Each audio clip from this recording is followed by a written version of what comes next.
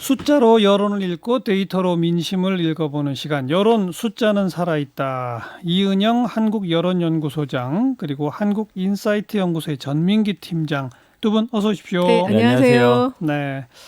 자, 두 분이 이제 숫자를 하나씩 골라오셨을 텐데 첫 번째로 이은영 소장님이 꼽은 숫자는 뭡니까? 네, 저는 0을 뽑았거든요. 0. 네, 최근에 이제 지금 가상대결 조사 많이 나오고 있는데 예. 격차가 아예 없는 지역도 나오더라고요. 그래서 이제 좀 박빙 지역이 점차 이제 늘어나고 있다. 그런 의미에서 0을 뽑았는데요. 1, 2등 퍼센테이지가 네, 그냥 똑같이 나오고 있어요. 예, 예. 인천 연술 지역이 그런데 이 조사는 KBS가 한국리서치와 지난 2일 4일부터 연수 지역민 500명 대상으로 한 유무선 전화조사고요. 표본 오차는 95% 신뢰 수준에서 플러스 마이너스 4.4%포인트입니다. 일단 연술 지역은 좀 그 진보 성향이 강한 지역으로 알려져 있거든요. 예. 민주당은 정의령 그리고 여기 이제 통합당에서 민경호 후보가 나와 있는데 이정미 후보도 이 지역에 나와 있어요. 정의당. 네. 예. 그래서 조사 결과를 보니까 정의령 후보가 33.5, 민경호 후보도 33.5, 이정미 후보가 22.6. 1, 2등이 똑같이 차이가 없다. 나왔어요. 네, 네. 이런 지역이 지금 서울에서도 사실 송파울은 그렇게 관심 지역은 아니었는데 최재성 후보와 배현진 후보가 박빙으로 조사 결과 나타나면서 이런 지역이 이제 점점 조금씩 늘어나고 있는 상황입니다. 송파 을의 차이도 거의 없어요? 그 최재성 후보가 43.0, 배현진 후보가 41.0이어서 거의 오차 범위 이내 초박빙 상황이라고 볼 수 있을 것 같아요. 여기도 딱 붙었다고 봐야 되겠네요. 예, 예. 특히 이제 그 인천 연술처럼 구도가 3자 구도인 데는 그 어부지를 얻는 후보가 있거나 한쪽이 좀 더 그 강하게 나타나는 후보가 있을 수 있는데 여기 예. 이정미 후보가 상대적으로 좀 득표가 높다 보니까 예. 민주당 통합당 후보가 딱 붙어 있는 그런 상황이 나타났더라고요. 예, 예.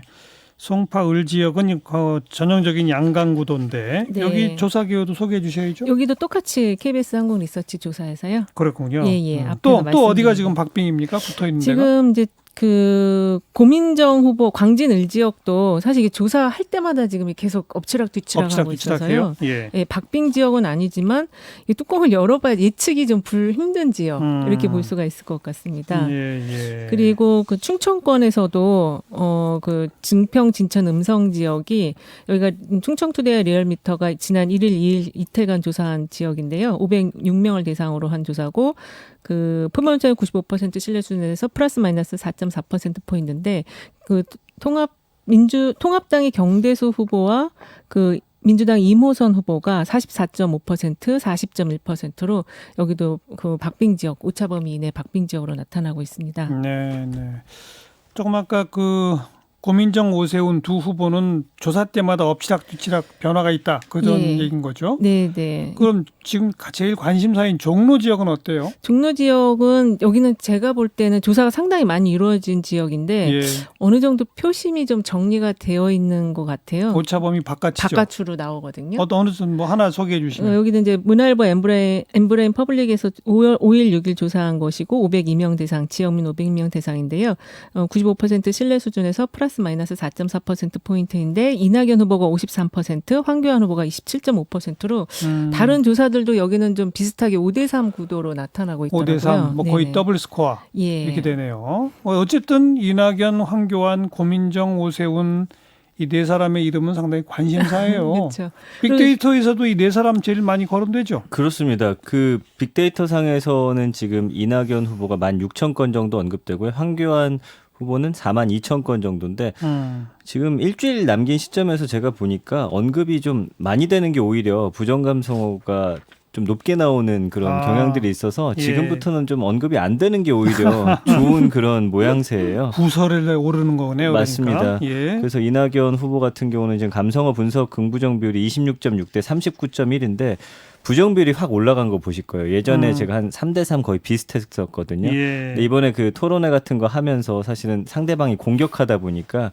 부정 감성어 비율이 좀 올라갔고요. 뭐 의혹이라든지 그 조부 묘소 불법 조성 의혹이나 뭐 여러 가지 그 조국 전 법무부 장관 이름도 이 연관어에 있고 그렇거든요. 예, 예. 이 황교안 후보 같은 경우 공천, 한성교 이게 높은 것도 참 굉장히 부정적인 맞아요. 근데 이해하는 이거는 것 같습니다. 뭐냐면 네. 그 이후에 황교안 대표 같은 경우는 그렇게 큰 이슈가 많이 없었던 것 같아요. 예, 어떤 부정비율을 좀 끌어올릴 만한 네. 그런 다른 좀 사안들이 집중되는 이런 것들이 없었던 것으로 보이고요. 여전히 근데 그 빅데이터 상에는 부정 쪽이 많죠. 그렇습니다. 20.5 대 56.6이에요. 그래서 이거는 뭐 예전과 비슷한데 알겠어요. 좀 관심 있게 봐야 할 게 오세훈 후보의 부정 비율이에요. 어떻게 긍부정 나옵니까? 비율이 30.5 대 36.4거든요. 어유, 그러니까 통합당 후보치고는 그러게요. 상당히 긍정 비율도 높고 부정 비율이 좀 낮다라고 네. 보셔야 돼서 네.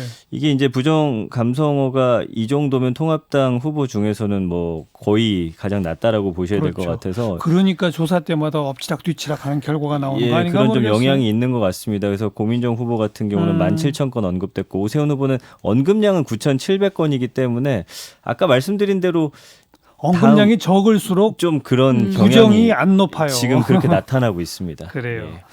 그러니까 이렇게 박빙 지역들이 늘어나고 있는 거예요? 왜냐하면 조사가 기존에는 명망가 중심 지역으로 이루어지다가 이제는 좀 전국 단위로 이루어지다 보니까 그 박빙 지역이 늘어난다고 그러니까 좀 숨겨져 있던 데들이 이제 드러나면서 박빙 지역이 늘어난 것처럼 보이는 게 있고요. 그리고 사실 이번 주부터 이제 사전 투표가 이루어지잖아요. 그래서 표심이 좀 정해지기 시작하면서 이렇게 예. 박빙 지역이 나타나는 걸로 보여질 수 있습니다. 금토가 사전 투표니까요. 네, 네. 사실은 이미 결심들 하신 거예요. 맞아요. 안 그래요? 여론조사에 응답만 안 할 뿐이죠. 그 마음속으로는 하시고 있을 것 같아요. 그래서 아마 지금 여론이나 언론에서 관심 갖는 지역들 후보들이 뭐 이렇게 발언이라든지를 특히나 더 조심하셔야 될 것 같습니다. 특히 그 말실수를 주로 언론에서 이제 보도를 많이 하려고 하다 보니까 네. 네, 그거에 따른 여파가 있는 주요 정당들 각자 지금 판세 분석해서 숫자 얘기하고 있죠. 거죠. 네. 어느 정도 얘기합니까? 기준이 지금 130석 기준으로 플러스 알파를 누가 더 하느냐. 근데 이제 제가 볼 때는 민주당은 조금 부자 몸조심하는 숫자 같고 통합당 쪽은 조금 부풀리기 숫자 같은 느낌이 좀 들거든요. 예. 그리고 특히 이제 지금 부동층도 중요하지만 지금부터는 핵심 지지층이 중요한데 30, 40대가 상당히 이제 민주당의 핵심 지지층이잖아요. 근데 이 층들이 실제 투표장으로 나갈 것인지 투표율이 문제예요. 예, 그게 지금 그것도 상당히 중요한 관심사로 볼 수 있을 것 같습니다. 30, 40대 투표율도 그렇고 60, 70대 투표도 네, 그렇고. 현재로는 두 세대 다 높게 나타나는 걸로 조사 결과, 선관위 조사 투표율 조사 결과는 두 세대 다 높게 나타나는 걸로 나타났거든요. 예. 그 숫자 우리 전 팀장이 골라왔죠. 네, 73입니다. 이 중앙선거관리위원회가 공개한 국회의원 선거 관심도 및 투표 참여 의향 여론조사 결과 보니까 예. 이번 총선에서 반드시 투표하겠다는 유권자가 지금 72.7%나 되더라고요. 굉장히 높은 수치고 지난번 총선 때는 어땠어요? 63.9였습니다. 그래요? 예. 그때 이제 이런 흐름들이 좀 엇비슷하게 나타나기 때문에 이번에는 좀 투표 참여 높을 것 같고요. 아무래도 이번에는 좀 두 진영의 싸움으로 좀 많이 비춰지다 보니까 이런 결과가 좀 나온 게 아닌가. 그다음에 뭐 코로나라든지 뭐 여러 가지 이슈들이 한쪽으로 좀 힘을 몰아주자라는 그런 좀 분위기를 만든 게 아닌가 싶습니다. 그래요. 네. 지금 코로나 때문에 이번엔 투표율이 많이 내려갈 거다는 우려가 많은데 그렇죠. 선관위 조사 응답 숫자는 높다? 예. 네. 이거 어떻게 봐요? 일단은 지금 그 경제적인 상황, 그 재난기본소득 이런 부분이 관심도를 좀 높이는 것 같아요. 그러니까는 제가 연령대로 보면은 30대, 40대, 50대들이 경제에 관련한 민감 계층이잖아요. 그리고 또 이 계층이 개혁 이슈에도 민감 계층이거든요. 근데 이제 그 개혁 이슈도 중요하지만 경제 이슈가 관심이 이제 커지다 보니까 투표율도 좀 높아지는 흐름이 있는 것 같습니다. 네. 아니 다행이죠. 이렇게 많이 적극적으로 투표하겠다고 응답하시고 실제 하신다면 그렇죠. 예. 근데 지난번에도 한번 얘기한 것 같은데 그 사회적 요망 효과라 그래서 그렇죠. 또 투표 안 한다고 말할 수 없잖아요. 전화. 예. 그러니까 하지만 때. 예. 그러니까 같은 중앙선관위가 조사한 지난 총선 그 지지난 총선에서의 응답하고 그것도 실제 훨씬- 투표율하고 네. 연결되는 걸 보면 네. 이건 좀 신빙성이 있는 거 아니에요? 맞습니다. 그렇죠. 왜냐하면은 그 보시면은 예전 투표 그 의향층이 18대 총선에서는 이제 51.9%였거든요. 그때 당시 투표하겠다가? 예 46.1%의 실제 투표율이 머물렀고요. 그리고 19대 총선에서는 56.9%가 투표 꼭 하겠다 했는데 54.2% 나왔고요. 예. 그러니까 거의 엇비슷한 흐름을 보여주고 있어서 그러네요. 지금 이런 추세라면 한 60% 이상. 중후반 뭐 그렇죠. 이렇게 예상을 할 수 있는 상황이죠. 네. 예. 세대별로 보면은 꼭 투표하겠다의 뭐 연령대는 어디가 높아요? 지금 보시면요, 18세 유권자들이 이번에 새롭게 투표권 얻었는데 예. 이들을 포함한 10대가 그렇게 높게는 안 나왔습니다. 지금 보니까 세대별 비율을 보니까요, 30대가 15.9%고요.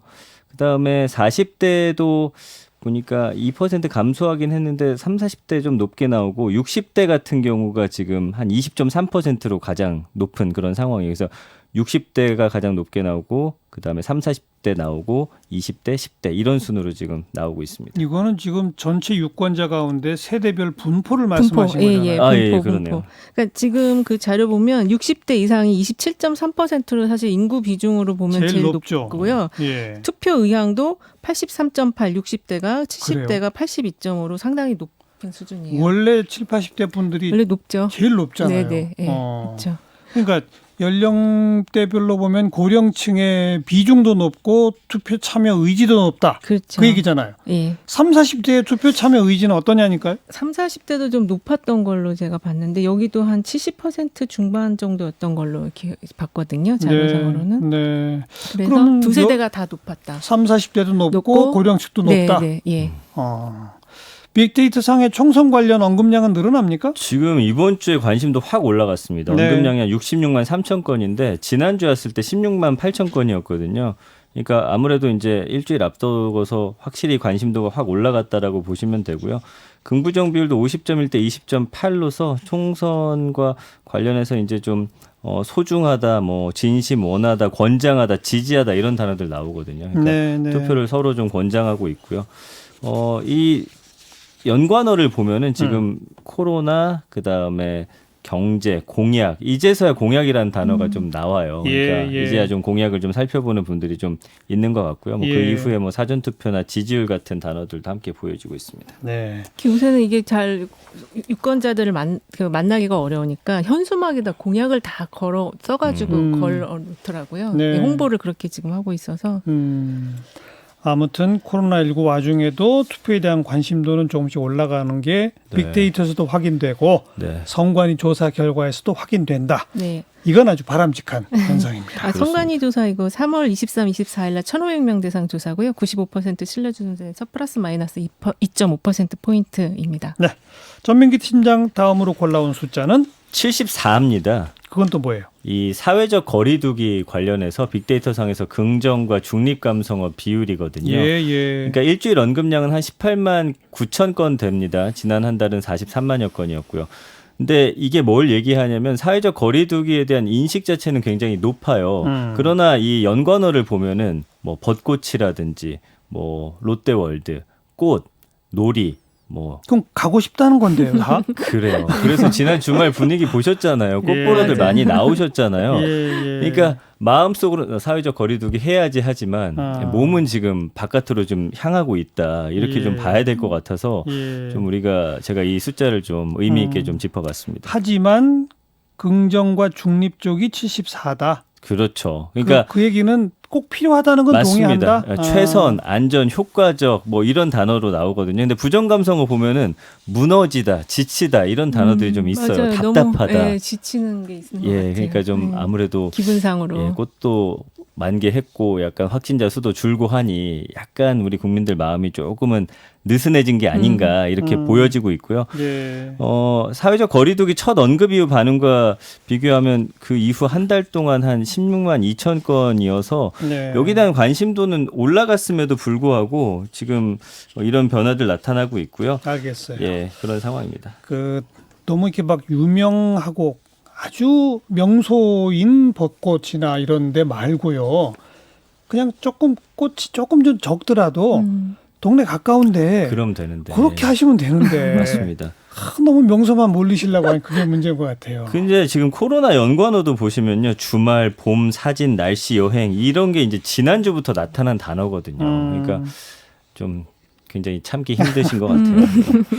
꽃이 많이 피긴 했더라고요. 네, 진짜. 그렇습니다. 예. 이은영 소장 다음 예. 골라오신 숫자는 그 수능 연기에 대한 숫자인데요. 88.6%. 그래서 이거는 그 한국 교원단체 총연합회가 지난 27일에서 29일 사이에 그 전국의 고등학교 선생님들 9,632명을 대상으로 실시한 조사 결과인데요. 예. 일단 수능 및 입시 일정 늦춰한다는 의견이 88.6%로 거의 절대 다수. 10명 중 8명은 늦추자. 근데 지난번 포항 지진 때도 수능 연기할 때 찬성 의견이 거의 80% 이상이었거든요. 예. 그리고 학부모들도 개학 연기를 희망한다라는 게 67.5%로 나타나서 이게 지금 사실 제일 문제가 아이들 그 개학과 관련한 문제인데 온라인 개학은 시작이 됐지만 그 어쨌든 수능 특히 지금 고3 예. 이게 지금 제일 문제거든요. 그렇죠. 입시 일정 자체가 늦춰지고 있어서. 네. 수능 연기에 대한 SNS상의 반응은 어떻게 나와요? 지금 일단 빅데이터 상에서는 이렇습니다. 불가피하다라는 단어가 가장 많아요. 그러니까 국민들은 어쩔 수 없는 일이다 받아들이고 그렇죠. 있는데 그렇죠. 그 밑쪽으로 보면은 불리하다, 혼란스럽다 이런 단어가 있어요. 이건 아무래도 고3 수험생을 뒀거나 네. 지금 수능을 준비하는 학생들의 이제 단어거든요. 그러니까 재수생에 비해 고3이 불리하다 뭐 이런 그럼요. 얘기들이네요. 예, 맞습니다. 그래서 이 수능 관련해서는 뭐 당연히 연기해야 된다는 반응이 많은데 역시 현실에 이 수능을 앞두고 있는 사람들은 굉장히 네. 불안한 그런 상황이 그래서 느껴지고 저도 이게 있습니다. 일단은 고3 네. 학생들이 어떤 입장인지 찾아봤는데 그건 또 조사가 안 돼 있어가지고 예, 어쨌든 선생님들과 학부모들은 당연히 이거 연기하는 건 찬성하실 것 같고 이런 상황에서는 네. 불가피하니 네. 예상되는 부작용을 최소화하기 위해 할 수 있는 모든 노력을 다하는 수밖에 없다. 이거밖에 없어요. 어떡하겠습니까? 맞습니다. 예. 초중고등학교도 그렇지만 대학 온라인 강의에 대해서도 참 말들이 많죠. 지금 뭐 굉장히 여러 가지 에피소드들이 많이 올라오고 있더라고요. 그러니까 강의 첫날에 뭐 예를 들면은 화이트보드를 쓰시는데 학생들이 이제 그래프를 그렸나 봐요. 근데 네. 교수님 잘 안 보여요. 네. 처음 하시니까 이 뭐 네. 화질이나 이런 게 좀 선명하지 않아서 예. 그런 것들도 있고요. 예. 한 교수 같은 경우는 이제 얼굴 나오는 게 민망하다 해서 화면은 끄고 그냥 목소리만 켜고 하시는 분들도 있었다라고 하고요. 네. 그다음에 뭐 한 강사 같은 경우는 쉬는 시간이다 해놓고 중간에 노래 불러서 또 화제가 되긴 했습니다. 이럴 때 좀 서로 힘내서 이렇게 밝은 분위기로 가자 이런 분들도 있었고 또 신입생들 아직 학교 강의실을 못 갔잖아요. 그렇죠. 그래서 또 카메라로 강의실 풍경을 한번 쭉 보여주는 교수님들도 있었고 뭐 여러 가지 우려는 있습니다만 그래도 지금 SNS에 올라오는 글들은 그래도 좀 할수 긍정적으로 있는 한, 받아들이는 할 수 그런 있는 한 최선을 상황입니다. 다합시다. 예, 예. 다른 집 이야기 들어보면 중고생들은 그렇게 애들이 잠을 잔대요. 그 생활 리듬이 완전히 무너져가지고 그게 제일 큰 문제예요. 애들 여기까지. 깨우는데 바쁘다고 지금. 여기까지 한국여론연구소 이은영 소장, 한국인사이트연구소 전민기 팀장 수고하셨어요. 네, 고맙습니다. 감사합니다.